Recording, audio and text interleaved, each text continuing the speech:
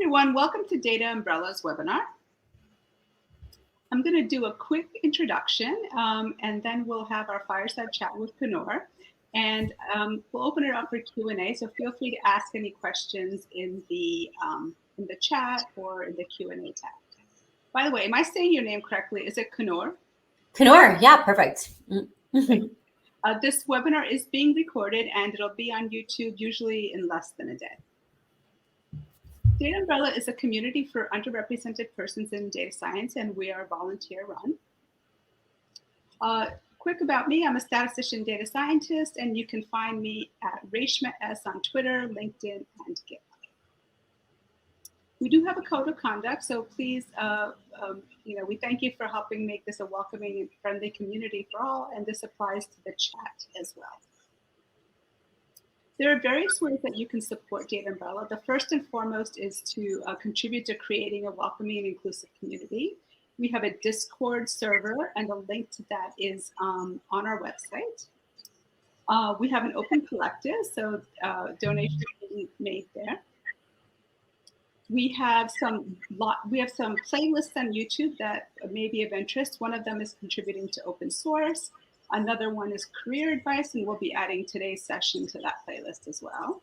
And we have a really nice library of various topics of interest to the data science community. So check it out, and I'll also share the links to YouTube in the chat. We also have a job board, so feel free to check out jobs there and share postings as well if your company is hiring. We have a lot of resources on our website, everything from inclusive language to accessibility to burnout. Check it out. We're on all social media platforms as Data Umbrella. So we're on Twitter, LinkedIn, and Meetup is the best place to find out about upcoming events. YouTube is where our webinars are. And we also have a newsletter that you can sign up for, and I'll share the link in the chat as well.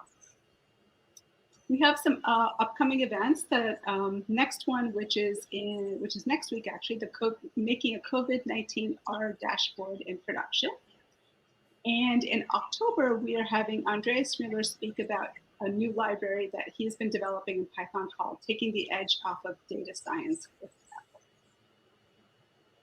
Apple. Today's talk is called When Quitting is Good. It's a fireside chat with author Coonoor Behal. Coonoor Behal is the founder and CEO of MindHatch, a consultancy that helps organizations create the conditions for innovation and creativity to thrive.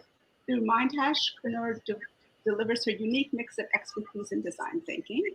And Coonoor is also the author of I Quit, The Life-Affirming Joy of Giving Up, which will be published, which is actually published in the spring. I have my copy right here, which I have read since. And I'm really, really excited to have Coonoor join us today. Okay. So I'm gonna take that off, and I have this one, which I'm just gonna share briefly. And so this is the book. And so I'm gonna, one of the reasons that I was really excited is I heard Coonoor speak on one of my favorite podcasts called Psychology in Seattle. And, the talk really resonated with me. So, and I thought I really, really wanted to share it with the data science community because I think making these decisions are so important in career and personal growth and personal development. And, I think that it's an important part of career development. And I thought this book was really, extraordinary. And it was a great topic to write about. So Coonoor, why don't you tell us a little bit about yourself? Oh, yeah. Well, thank you so much for those compliments and, what you took away from the book. That's really, really makes me feel my heart full. So thank you for that. So about myself. So where to start? I am originally from the Midwest, grew up in Ohio, fled for the big city life in New York City as soon as I could, have been a city person, dare I say snob ever since, and live in Seattle, Washington now. And like you mentioned in my bio, I'm the founder of a company that really helps organizations, create the conditions for innovation and creativity to thrive. I do a lot of consulting, like B2B consulting and training work in that realm. I've also been an improv comedy performer for nearly a decade. And this book was really kind of I think it really is kind of like the manifestation of a lot of the things, good and bad, I learned about myself and life, when I was doing things like discovering my love for improv and doing things like discovering my desire to be an entrepreneur and work in the field of innovation and creativity instead of like a more traditional, like linear corporate job, And so the book, I think, is really very much me, in terms of my ethos in life and what I've found myself kind of advising friends and family over the years as well. All right, Reshama, you're muted. I wanted to make sure I didn't have any extra sounds. Do you want to tell us a bit about your first quit? Yeah, definitely. So if I may, I'd love to tell you about two first quits. I'd love to tell you about one that was like very personally impactful and then one that was very like professionally impactful. So I would say technically my first big quit was when I was in college, and I basically always was interested in a career in entertainment. I probably on the production side, the business side of entertainment, but what that led me to do was to intern a lot when I was in New York City for college, in the entertainment field. And my sophomore year of college, I interned at Late Night with Conan O'Brien, which is a late night comedy talk show. Loved it. Best job I ever had. And but because of that, I really got exposed to improv comedy. And I was going to theaters in New York, like Upright Citizens Brigade Theater, practically every week to watch. Along the way in that semester, I got encouraged by someone at the show to actually take an improv class. And so I signed up and I went to my very first of 8 classes that I had paid for. And I got so scared of being bad at it that I finished that first class and never went back. I never finished the 8-course class at all. And I always immediately had a lot of regret about doing that, about quitting an improv class, which you would think is like, okay, well, who cares, But for me, it was a real question of identity. For me, it was like with a couple of years of hindsight, it made me realize that like why I regretted it so much and why I held on to that regret was because it wasn't a reflection of who I thought I was or who I wanted to be. Now, who I was was a perfectionist 20-year-old who was really used to being good at things. And so was probably self-selecting things that she would be good at instead of allowing herself to be challenged and being bad at something, even when the stakes were really, really low, like a level 1 improv class, And so with a couple of years of hindsight, that really kind of took hold in me. And 8 years later, I undid that quit. I unquit and I started taking improv classes and loved it, got addicted to it. And that was 10 years ago. And I've been doing it pretty much multiple times a week for the past 10 years, And so I unquit that quit in spades, basically. And so I share that kind of first kind of personal quit because of what I think quitting can tell us about ourselves, even if it's a quote unquote bad quit, that was a quit that did not track with my values and what I valued in myself or in life.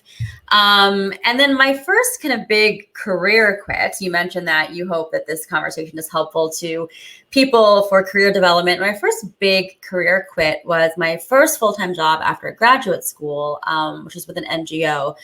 And the writing was on the wall very early, like 3 months into my job, I was sexually harassed.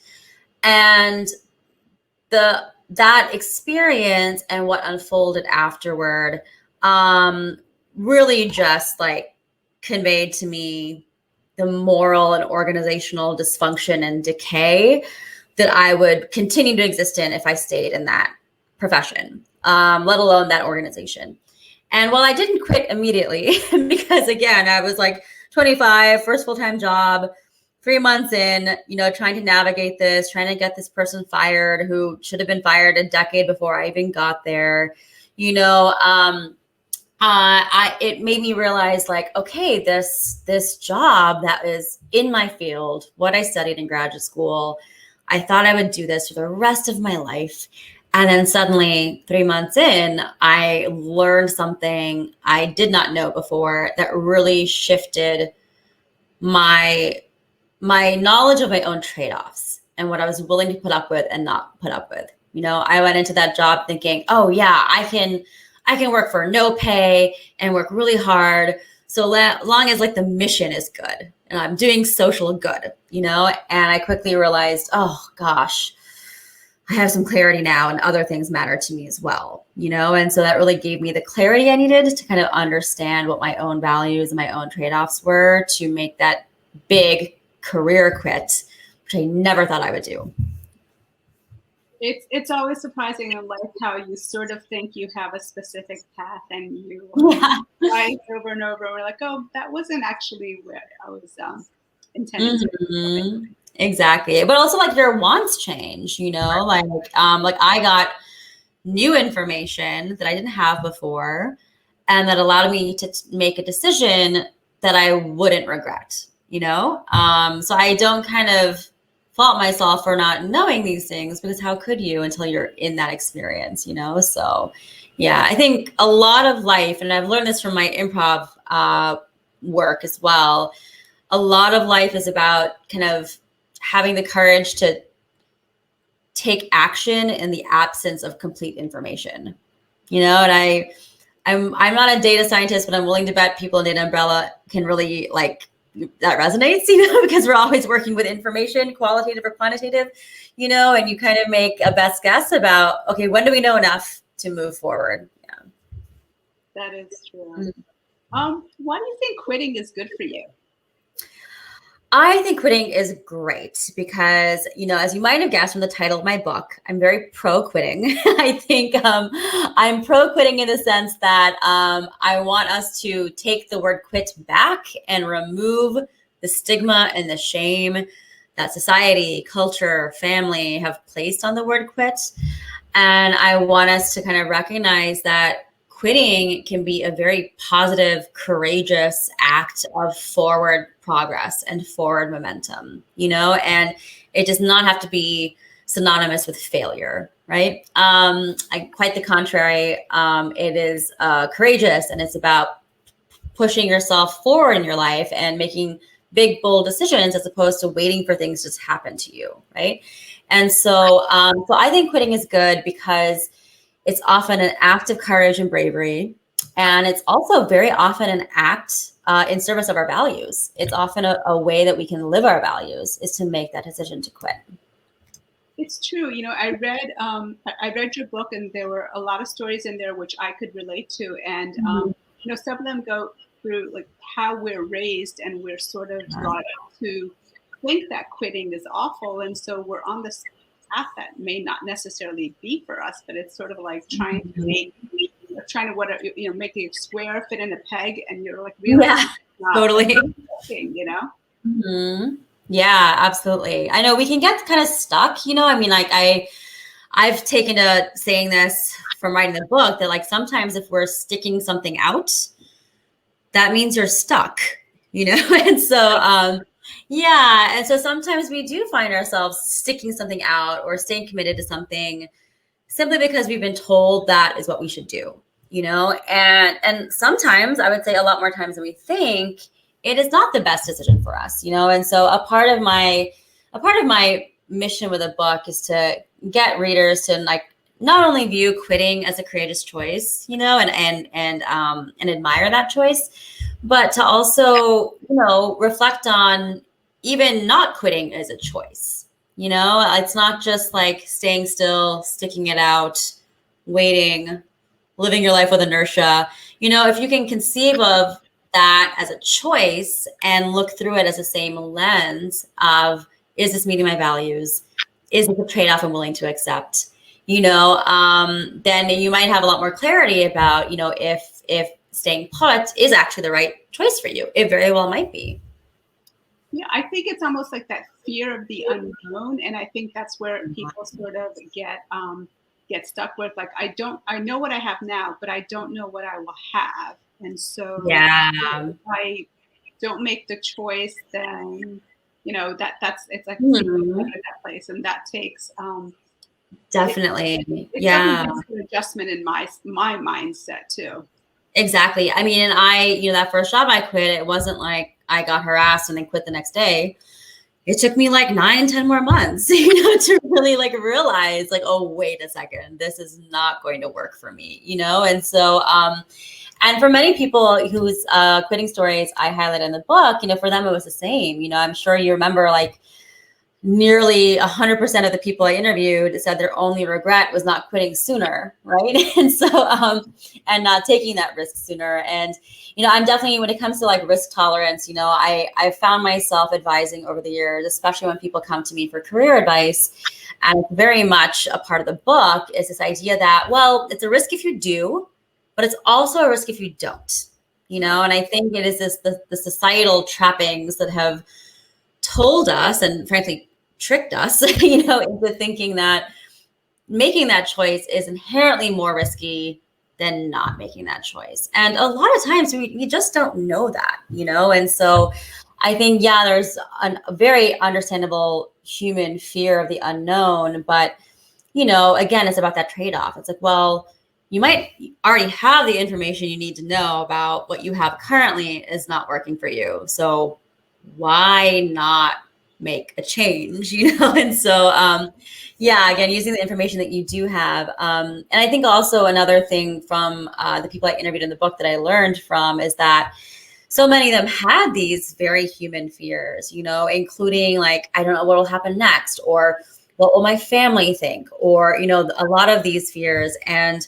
time again, all of them, when they finally made that quitting choice, they realized, oh my God, like the sky didn't fall, like my family did not disown me, And so I think we have this also very human ability to subscribe to like worst case scenario thinking when it comes to the unknown, right? And it is just that, it's the unknown, right? Like, which means things have as much of a chance of being really good as it could being really bad, but we tend to focus on the chance of it being bad.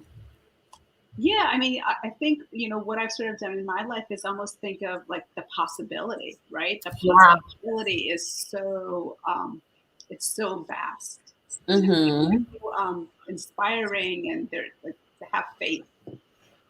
Yeah, absolutely. And I think that's what I experienced myself, in my first couple of careers was like, oh, I'm quitting this, but I'm quitting toward something, like, and I definitely had the experience, like many people in the book did, of like, oh, I'm quitting toward something. Like, this is an act of positive progress. This isn't leaving behind a void in my life, or leaving behind a failure. It is quitting toward something, and I definitely felt that way myself. And I eventually, after several career quits, like found my way into my current business, which is a real passion of mine, and I really feel like if I had continued to be that perfectionist, do the right thing, kind of person, I may never have found what I wanted to do in life. Or it would have taken me until I was 65 to find it, and I'm grateful that I wasted as little time as I could have, in things that weren't serving me, and kind of just got on with it to kind of, and I work in innovation, specifically human-centered innovation. And so for me, this also has a lot of connection with like, this idea of rapid iteration and experimenting, and I definitely viewed like all of my jobs and careers and volunteer engagements, everything as mini experiments, to really figure out like what worked for me and what didn't, and what were my trade-offs, and so I'm grateful that I had a lot of quick iterations early on to kind of, one, learn more about myself in terms of what I wanted from a career, but also learn about myself in terms of, shedding that perfectionist side of myself, and being more embracing of risk and change. I really like, one of the statements that you made. I listened to some of the talks that you've done, and where you said that, so, quitting, it actually brings you closer to what it is that you want to be doing. And, if we don't do that, then we could be, like it takes so much longer to get there. Yeah, definitely. You could just be spinning your wheels, right? And and you won't know unless you try, you know. And I think another aspect of like this risk tolerance, and you know, is that you can unquit things, you know, just like I unquit improv, you know, like I left a consulting firm that is like known for people boomeranging back, you know, and coming back to that firm after they've left it, you know. And so I think I think it goes back to this like fear and worst case scenario thinking that we think these big decisions are forever decisions, you know, but in actuality, there's a lot you can do if you want to like maintain the ability to return, you know, and it's not all like do or die, you know. And I think this is where I kind of talk about like we all don't matter that much. You know, like it comes from a place of humility where I'm like, if you can kind of like have kind of like radical humility about your own importance in this world, you know, and like then you might also have like some humility around how important these decisions are in your life, you know. And I find that personally very freeing, you know, as opposed to like depressing. But yeah, I'm, you know, I just like, my decisions aren't life-threatening decisions, you know. I mean, thank God for that, you know. But yeah, I think a good dose of humility in terms of just how important we are and our lives are, and you know that we're just one of many, you know, things in this world that make it go around. So I love that. Why do people not quit something they'd be better served by actually quitting? Yeah, so a lot of things I think we've addressed already. I think a lot of it is that fear. It's a lot of about like how we've been inculcated by society, by family, by other kind of communities we might belong to, by culture, you know. So I think a lot of us, you know, we fear what other people will think, right? We fear what quitting says about us because there has been this stigma and shame attached to it, you know. And we kind of confuse that quitting means the decision we made once before that we got it wrong, you know, which I don't always agree with, right? I mean, I think there is this confident humility one needs to have to understand that, okay, yeah, maybe this choice I made 10 years ago was the right decision for me then. But that doesn't mean it has to be the right decision for me now. I mean, when you think of it that way, it sounds absurd. You know, it's like, you know, you change, your circumstances change, what you learn about yourself and your trade-offs change in that intervening time period. So I think we feel like we're somehow dishonoring and negating ourselves when we quit something that we decided on earlier, right? When we shouldn't, you know. And so I think it's a lot of things like fear, insecurity, worried about what other people would think, and also just social conditioning, you know, that we've been trained to fear change, especially like the big Q word, quitting style of change. I think one of the things that really resonated me from your book is, you know, I'm an immigrant. I was born in India, and so I moved to this country. And so my parents moved to New Jersey, and they've stayed in the same town since. And this is and it's amazing that, you know, they moved, like they picked up and moved to the other side of the world. And then, you know, you know, and I think I get a bit of that from my parents as well, which is like, afraid to take risks, you know, like it's important to have ability, and you know, and yeah, I mean, I remember that from your book when you were talking about your father and as well. Yeah, same. My parents still live in the same house in rural Ohio that I grew up in, you know. And yeah, it is interesting. Like in the book, I talk about like at greater length than we can talk about now, but that it is kind of like this like unexpected whiplash that I think children of immigrants can get, because at once, like your parents have traveled oceans away from their family and everything that they knew. And that can be like, kind of like, that's the reality you grew up in. It's like, oh yeah, like my parents did that, their siblings did that, you know, like everyone they know did that.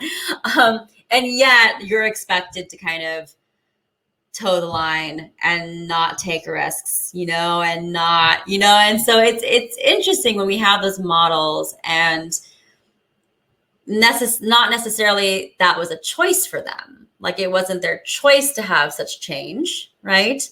But then I think it's hard for them to understand when we use our privilege of choice as first generation Americans to pursue change. They're kind of like, why do we work so hard to give you stability? And so it is interesting how that can like exist in just like one generation's time, we can take different things away from that. Yeah. Oh, Rachel, sorry, you're muted. Oh, sorry, I think the sirens have been blocking the sirens. Yeah, no worries. It's city life. No worries at all. Yes. Would you say that quitting sooner, like it happens, like we do it more often as we get older? What do you think? Gosh, okay. So I'm turning 40 this year. So I would like to answer that that question from only my own experience, but I wonder because I think it can kind of this is my guess about how age influences this, and age is like definitely a state of mind, in my opinion, and so like I was 25 when I had that first terrible job experience, and in my mind at that time, being such a career-minded person since I was in high school, to me, it felt like, oh, I've wasted so much time trying to figure this out about myself,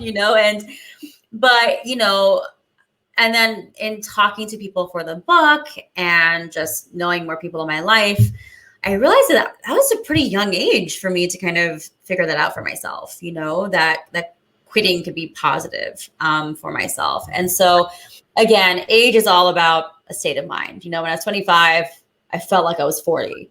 Now that I'm turning 40, I feel like I'm 25, so who knows? And I think we probably all have in our lives people that we know who, as they get older, maybe they get a little bit more devil may care or more swashbuckling because they've like been there, done that, but at the same time, I think getting older can cause you to kind of circle the wagons, right? And try to protect what you've built, and so I can really anticipate and understand if age can result in kind of both opposites. I think it's really just about what our mindsets are and how we maybe get ourselves used to change, as we're getting older and that sort of thing. So I would love to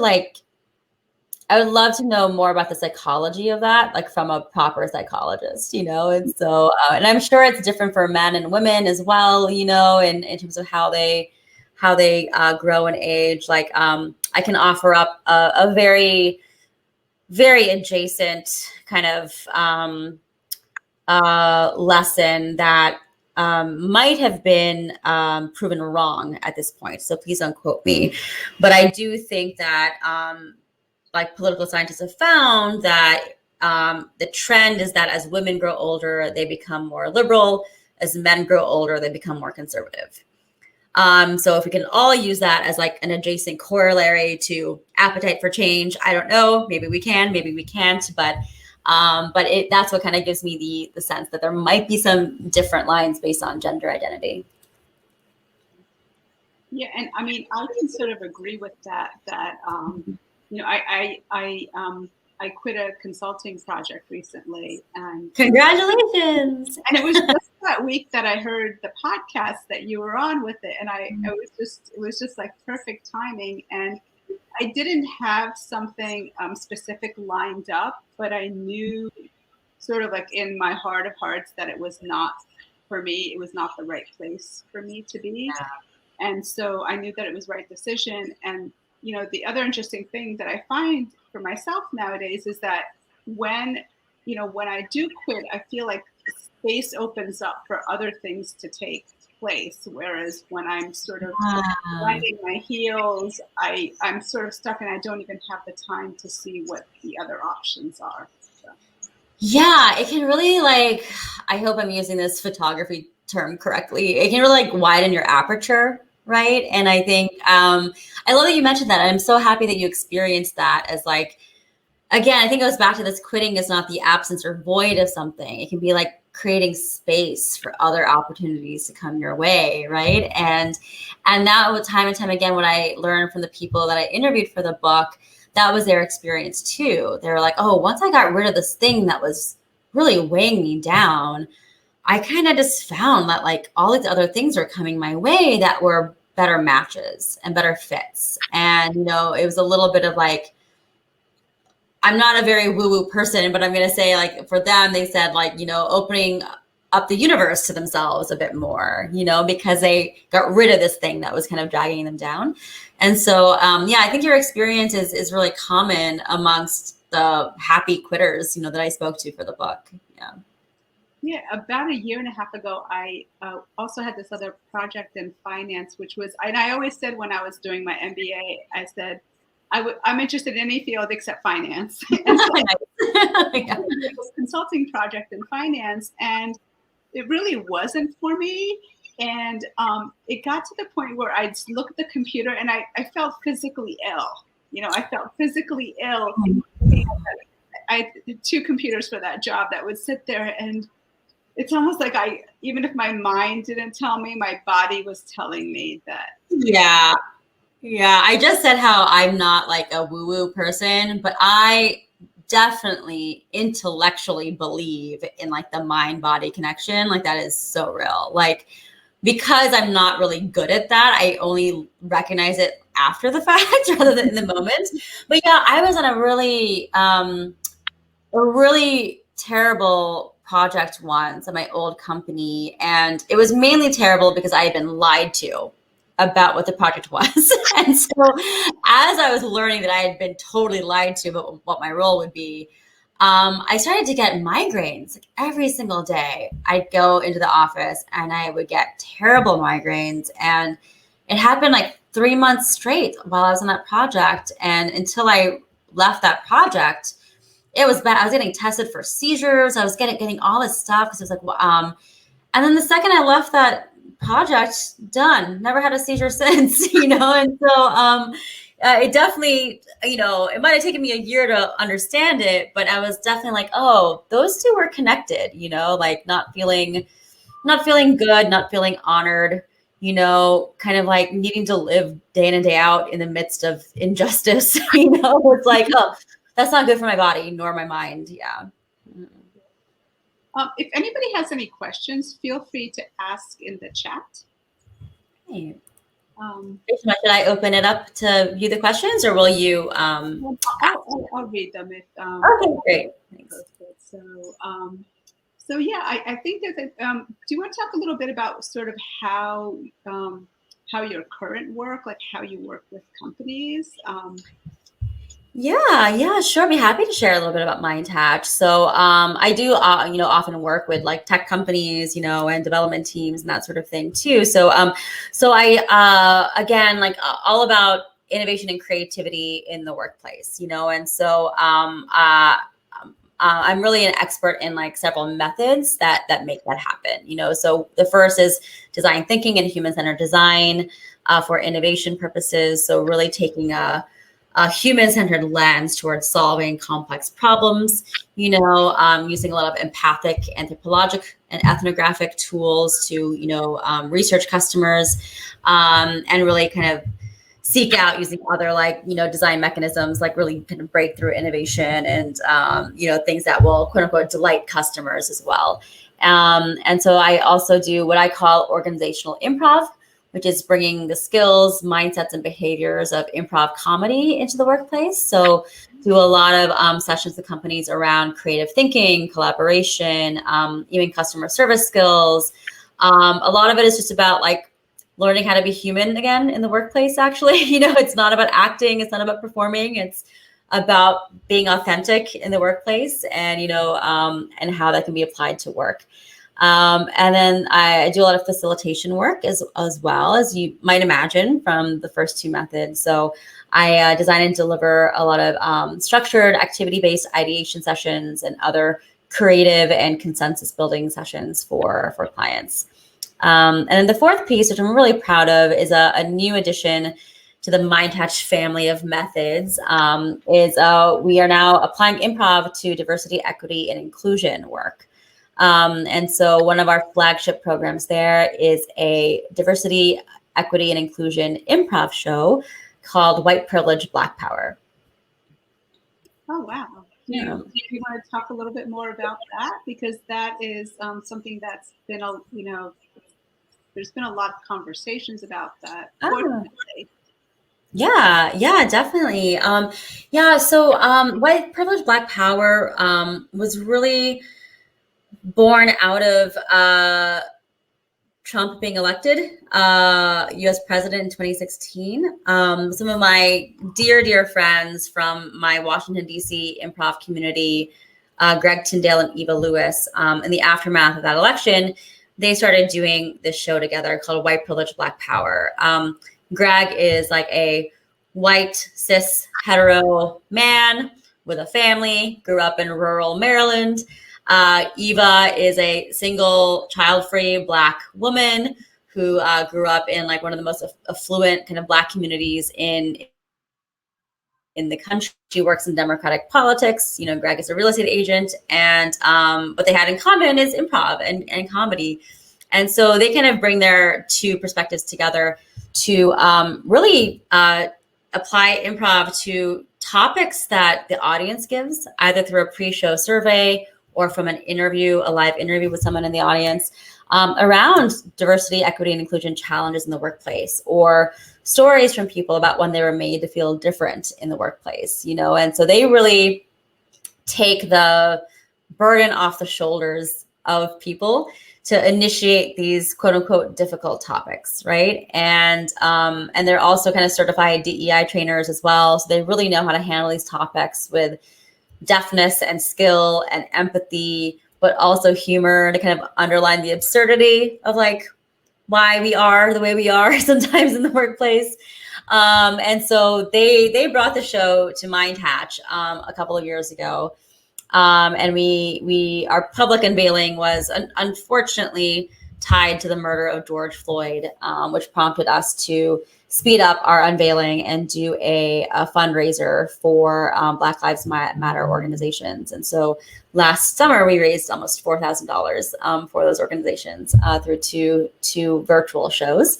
And so I am the host and the producer of that show for Mind Hatch. And so I'm the one kind of giving them impromptu, the anonymous responses from audience members for them to spin their improv magic on.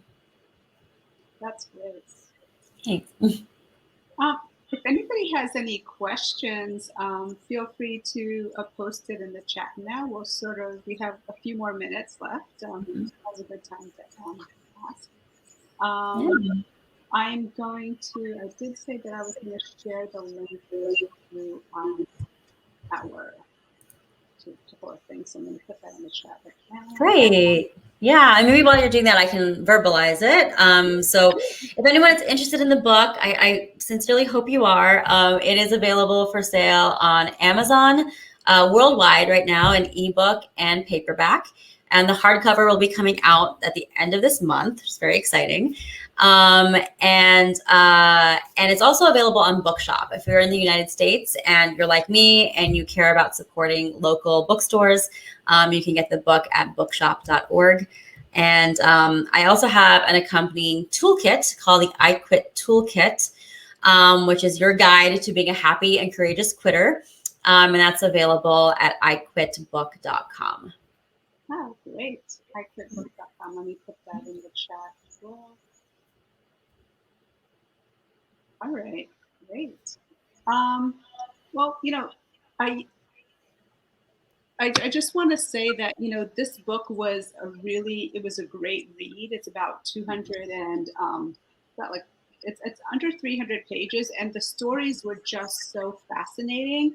And they go from, all the way from, someone who quit the circus to someone who quit a job to someone who quit a substance abuse. It's just, it's just like really, really touching to hear these stories and, relate to people from all over the country and all different backgrounds.